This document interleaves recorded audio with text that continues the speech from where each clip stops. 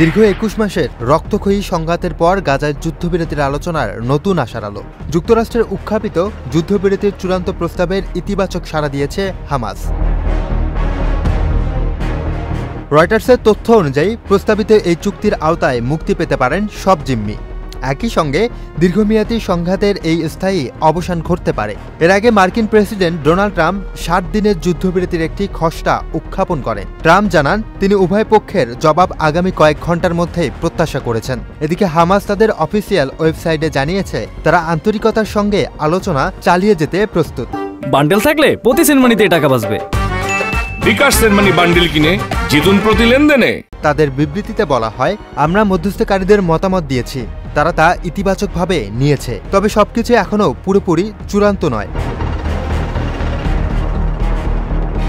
Hamas সংশ্লিষ্ট এক ফিলিস্তিনি কর্মকর্তা জানিয়েছেন, মানবিক সহায়তা, মিশরের রাফা সীমান্ত চালু রাখা এবং ইসরায়েলি সেনা প্রত্যাহারের সময়সূচি নিয়ে এখনও কিছু জটিলতা রয়ে গেছে। এই আলোচনা সফল বাস্তবায়নে এখন গাজার ভবিষ্যতের জন্য সবচেয়ে গুরুত্বপূর্ণ একটি মুহূর্ত। বিশ্বজুড়ে শান্তিপ্রিয় মানুষ এখন তাকিয়ে আছে এই যুদ্ধে অবশেষ শান্তির জয় হয় কিনা।